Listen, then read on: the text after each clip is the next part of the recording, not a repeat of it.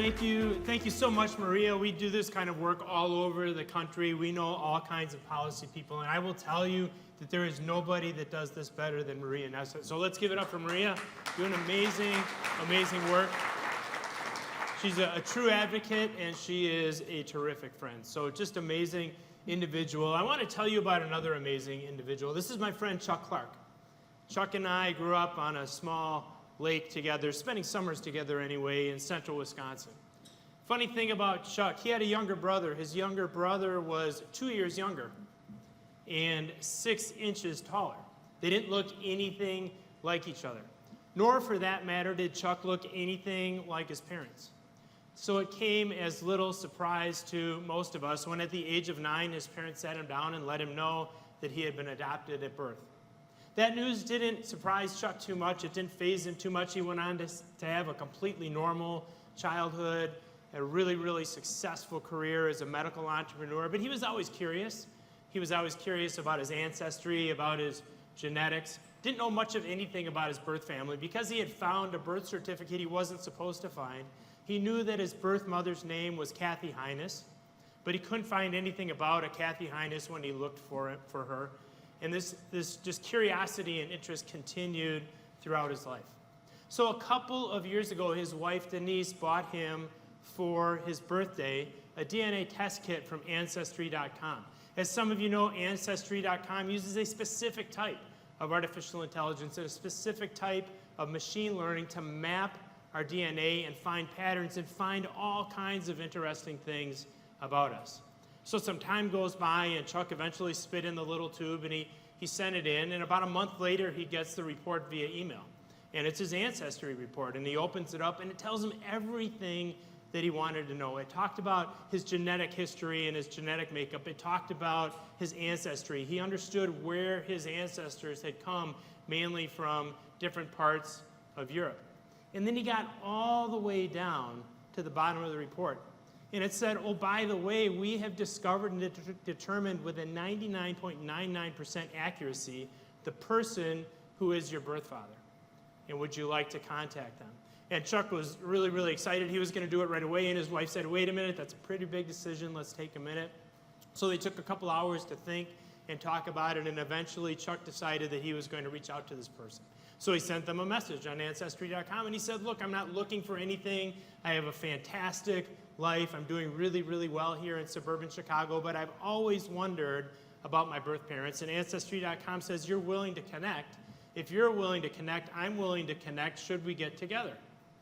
And about a half hour goes by, and he gets a message back, and the message says, I'm really interested, but how do I know who you are? How do I know that this isn't just some kind of a scam? And Chuck messaged back, and he said, does the name Kathy Highness mean anything to you? And about 30 seconds later, he got a message in return that said, oh my goodness, I have waited my whole life for this. Folks, used with intention, used with purpose, used ethically, used with conscience, artificial intelligence and machine learning have the ability to profoundly change our lives for the better. And that is true in education as well. It is such an honor and such a privilege to be back with you here in North Dakota. I love the state of North Dakota. As Maria suggested, I've spent a lot of time here. So thankful for the invitation to join all of you, certainly to the governor and to his team, and to Bismarck State College, to Doug Jensen, who joined me on the Tech Ed podcast earlier this year. Awesome to be back here with you. So we have a saying as we talk about anything, in this case, artificial intelligence and education, and it says, in God we trust, all others bring data. So let's look at some data that might scare us just a little bit, but the purpose is to get us thinking. Let's dive into this study. First of all, these are 2 students from MIT who did a fascinating study on ChatGPT. And here's what they did. They took 444 college-educated professionals. These are people that were doing things like marketing and grant writing and analysts and so on. And they took those individuals and they assigned to them menial tasks, like writing a difficult email, like filling out a grant application, and so on. And they divided that group of 444 people into 2 groups. In the first group, they offered the opportunity to use ChatGPT, and the other ones did it the old-fashioned way.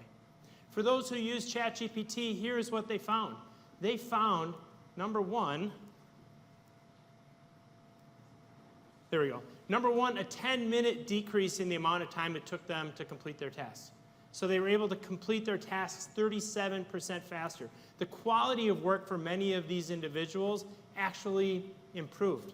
And the third thing they found that I found most interesting was that the job satisfaction for the people using generative AI increased because they weren't spending time doing menial and mundane tasks. All of that from ChatGPT. That is how ChatGPT and generative AI, by the way, is absolutely changing the world of work.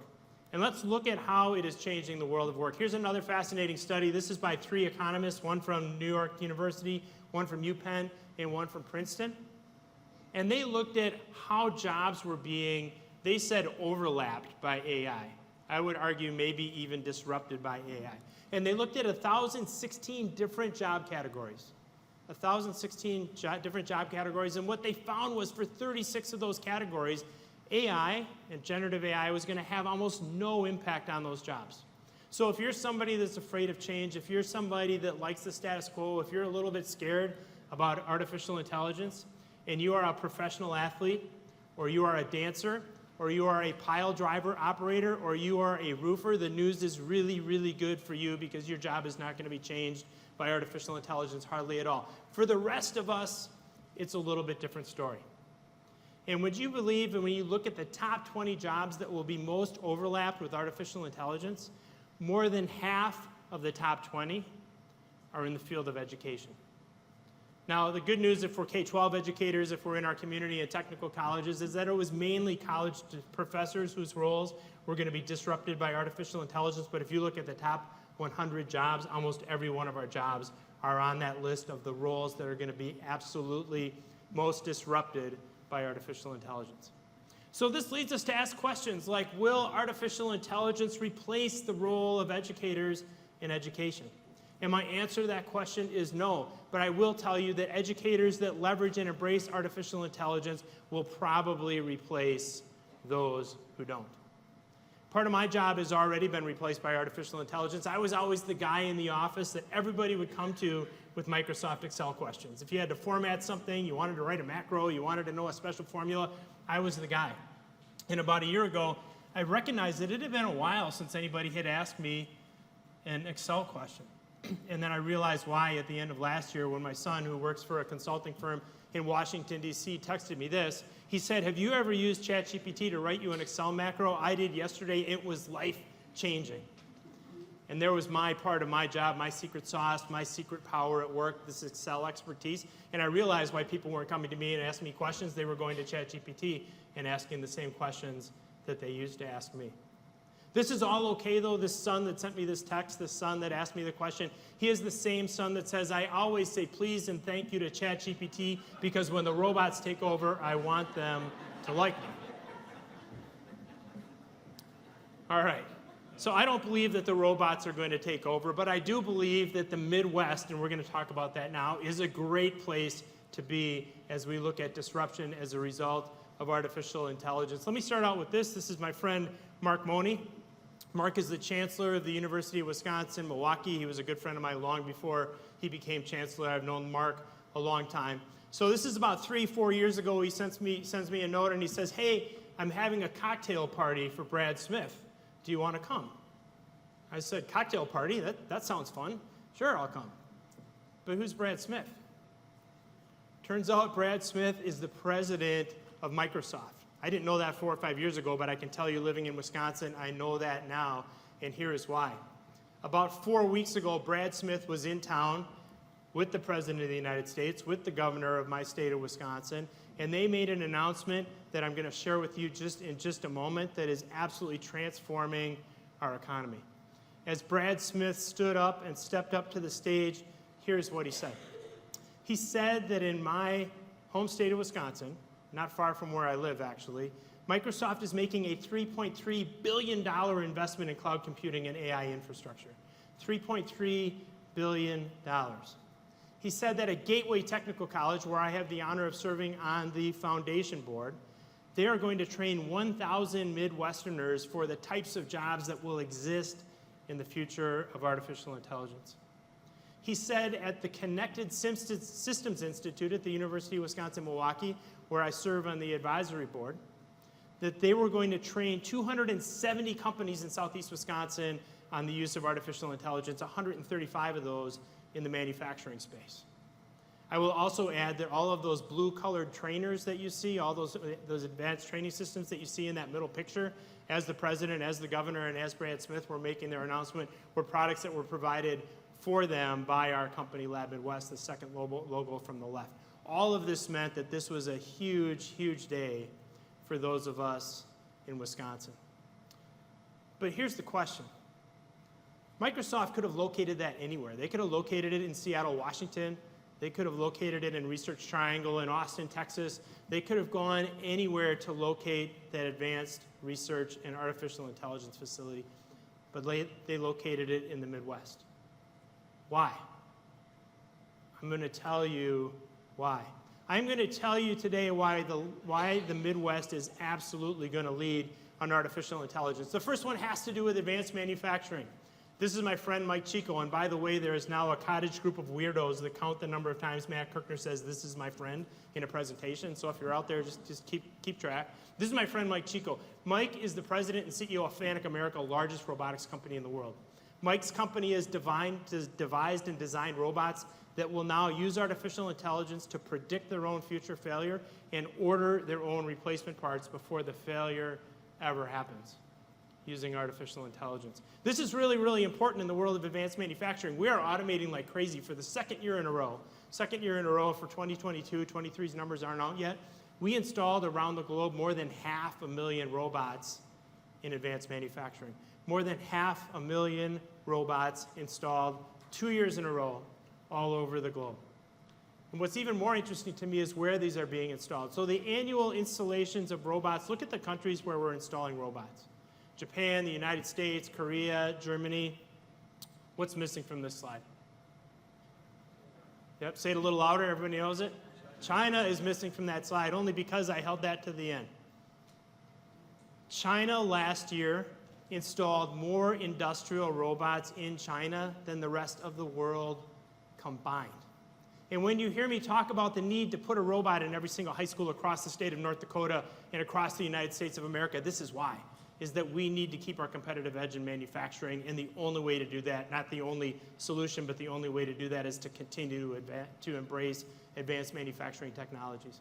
That's why I was so proud and so happy, by the way, that your Governor Doug Burgum stopped by about 3 months ago right here at Bismarck State, where we had educators from all over the state of North Dakota here to learn about how we implement advanced manufacturing and robotics programs in high schools. And I'm not talking about FIRST robotics programs or VEX, and those are awesome, and we support a lot of those financially, but I'm talking about authentic industrial robots right in our classrooms. Really, really important. 45,000 employees boasts McKinsey & Company, one of the largest consulting companies in the world. And I had the opportunity about a year ago to have their managing director for all of North America, a managing partner. His name is Ashutosh Padi, joined me for an episode of the Tech Ed podcast. Actually came to the studio to do his podcast. He wrote a book called The Titanium Economy. When it comes to advanced manufacturing, here is what Ashutosh Padi said. He said, if you look at all of the innovation across the United States, all of the research and development, would you believe that 70% of the advancement that take place in technology in the United States happen in small to mid-sized manufacturing companies? 70% of the innovation. And that's why manufacturing and advanced manufacturing is so important. That's why we're attracting so much AI investment to that world. And this is why it's great news for those of us in the Midwest, because technologies just like those that my friend Aryan Kabir has created are totally revolutionizing manufacturing.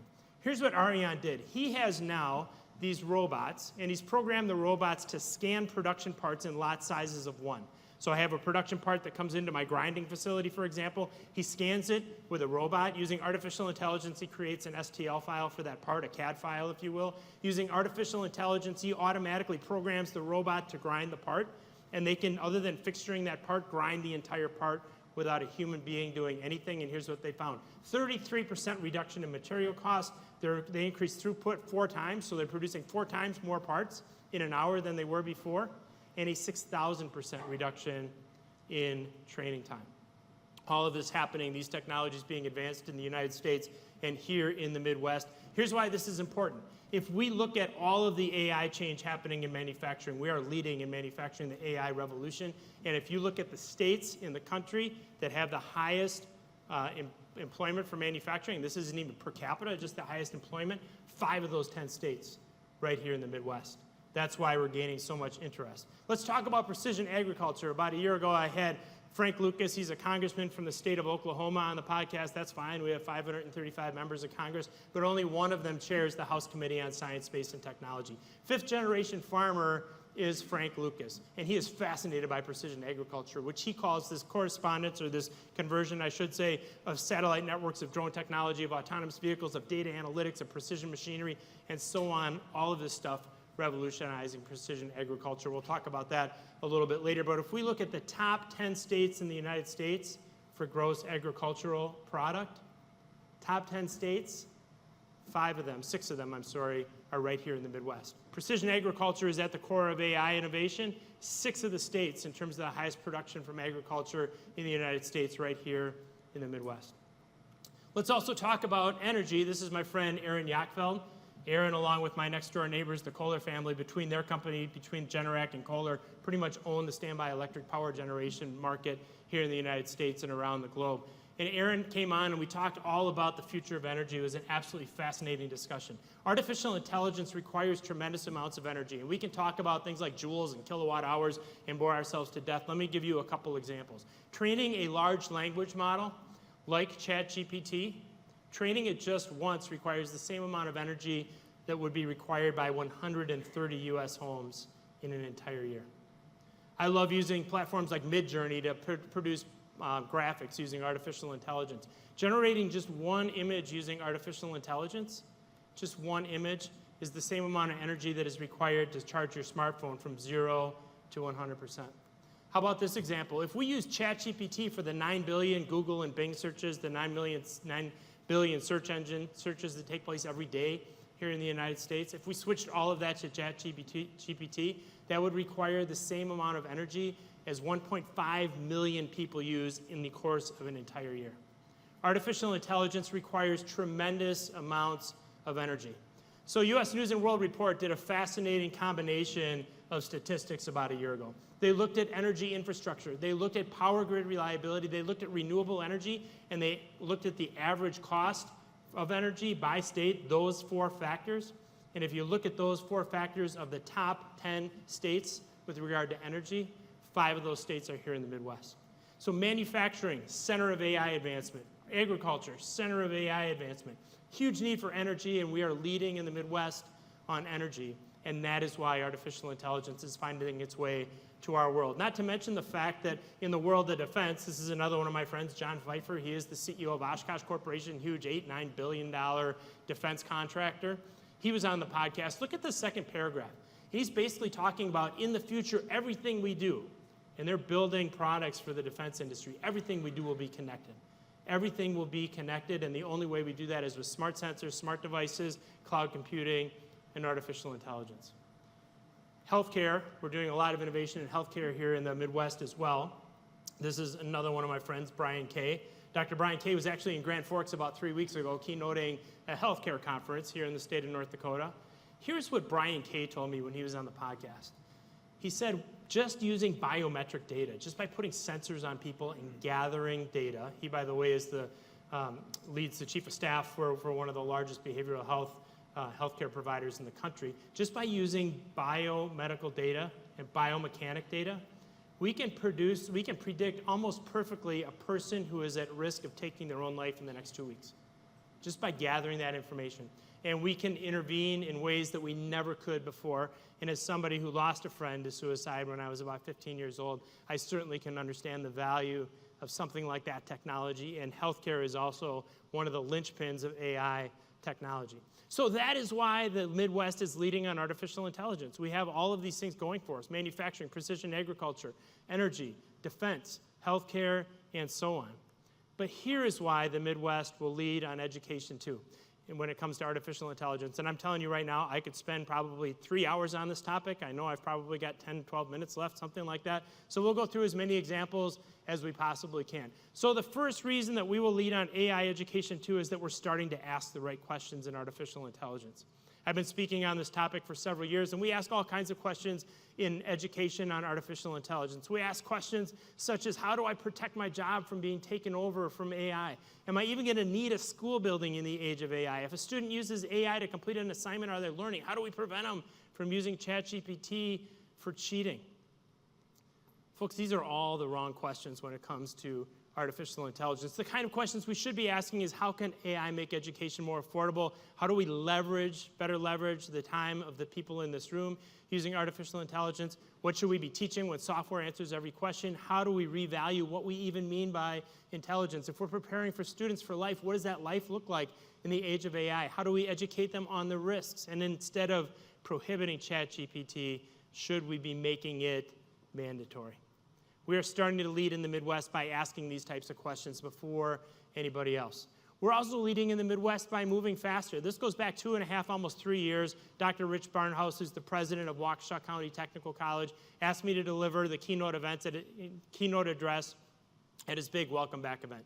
600 people in the audience, all of his staff and his faculty and so on, were all there for this address. And when we got done, he said, I want you to help me lead an AI innovation like nobody else has ever seen before.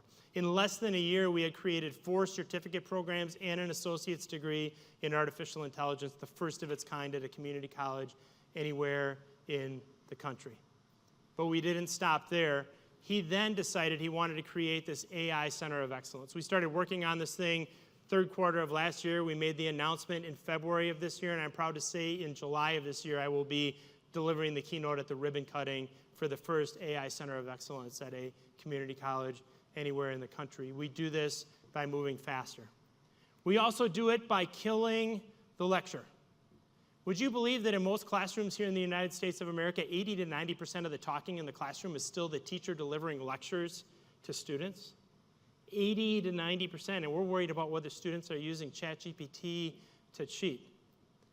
If you read no other book about artificial intelligence in education, read the book Co-Intelligence by Ethan Mollick. And you don't even have to read the whole book. Just read chapter 7, AI as Copilot. It's 18 pages, and it will tell you everything you need to know about how education is going to be completely disrupted in the next 5 to 10 years. He says the lecture is in danger. Too many involve passive learning, where students simply listen and take notes without engaging in active problem solving. We are going to move from a one-to-many model in education quicker than any of us realize to a model where every single student has their own learning plan and their own lesson plan. We've seen some of the awards on that already today. So think about this. We have more data in education. I mean, people in manufacturing, people in healthcare, they would dream of the kind of data that you have in education. We have information on academic performance and changes in grades and family issues and personal issues and study issues and habits and test scores. And yes, we have to be careful how we use that data, but using artificial intelligence, we can gather those huge data sets and we can predict things like academic paths and performance, like career prospects for students, like where they're having learning difficulties, where they might be risking underperforming in the classroom. And in the same way we can intervene on an individual who might be at risk of taking their own life, we can intervene with a student who may be at risk of being challenged in school. Through career counseling, coursework, funding, learning aids, resource allocation, strategy, and tutoring, it is time for us to start taking advantage of our huge, huge data sets, of the power of artificial intelligence to meet our students where they are. And when we do, then we focus on applied artificial intelligence. This is my friend, Mike Bigley. Mike is the superintendent of a school district in western Wisconsin, the Whitehall School District. By the way, I got tons of great North Dakota examples. The reason I'm not up here talking about them is you're going to hear about those in North Dakota. We're talking about some best practices coming from elsewhere. So Mike is an absolute education disruptor. He was on the podcast about 3 weeks ago, and he said schools absolutely have to change. Our current system was built for a different time, and we got results. But guess what? Those results don't match anymore what the world requires. And in August of this year, I get to deliver the keynote at the opening of the Whitehall School District Emerging Technology Center. And let me just show you some of the cool stuff that those students are going to be learning on. Most of us look at this and we see a remote-controlled car, right? That is anything but a remote-controlled car. That is a Tesla. That is a Google Waymo car. It's just miniaturized. And it's got all the same technologies that those other cars would use, that self-driving vehicles would use. LiDAR, cameras, sensors, microprocessors, cloud computing, and so on. And we create these learning opportunities for students that are super, super interactive, where they start to understand that every single artificially intelligent system does 4 things, and this is important for them to learn. Number 1 is it has the ability to see for itself. Number 2, it has the ability to think on its own.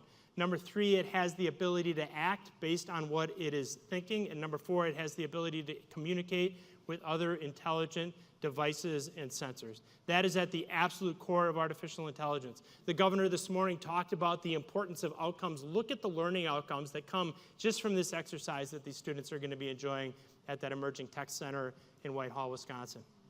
A year ago, I had the pleasure of standing before you, as Maria suggested, and we talked about precision agriculture, and we talked about some really innovative ways that we can teach precision agriculture in the classroom. This is a self-driving tractor. It is all the same technologies you would see on a John Deere or a Case tractor. We'll use John Deere for the sake of being here in North Dakota, but certainly a red tractor, a green tractor, whatever you want to choose, all those same technologies. And so we can teach students how to map a course in a farm field, for example. We can teach students about how all of these autonomous technologies manifest themselves in precision agriculture. They'll be doing that at that Emerging Technology Center. Also doing some really cool stuff with drones. Not all drones have to fly. In fact, a lot of times we start out students with UGVs or unmanned ground drones, teaching them a lot of the same technologies that they learn on UAVs. And so they're learning all about how drones see the world, and how they are communicating using radio frequency, how they're communicating using GPS. They're doing their own programming and coding of the drone, learning all of those technologies, and then we move into the aerial drones, and we do exactly the same thing. So the point of this is that in the world of education, it's not about learning to fly the drone, it's about learning all of those technologies that are alive and well on the drone. And students will be learning that in the Emerging Technology Center as well. As we end our time together, I've got one more example, and then we'll close. We win on artificial intelligence in the Midwest by not fighting generative AI in the classroom. I hail from Milwaukee, Wisconsin. I'm a graduate of Marquette University. There was an article in our hometown newspaper a couple months ago about 2 professors. The first one was Sam Kirchner, and Sam has a ban right on his syllabus that says students are not allowed to use generative AI in their coursework. He makes them sign a contract at the beginning of the semester saying that they won't use it. 80 miles, 78 miles to the west is the University of Wisconsin-Madison, where Eric Eli is saying artificial intelligence is the future. It is a disservice to limit or prohibit its use in the classroom. I'm usually not this direct. I will tell you that Eric Eli is 100% right, and Sam Kirchner, in my opinion, is 100% wrong. All it takes is 4 rounds of prompt engineering if you know how to do it, and content produced by ChatGPT is absolutely unrecognizable that it came from artificial intelligence. So the future of education looks all about this. Less memorization, way more competencies, problem solving, group projects, emotional intelligence, individual learning. That is what the future of artificial intelligence in the classroom looks like. So in closing, some of you may have thought that, and I put this goofy farm picture up, right? We're talking about the Midwest, where, I went to Midjourney and said, give me a Midwest picture, and the farm picture came up, and that's what I used. That's not the case.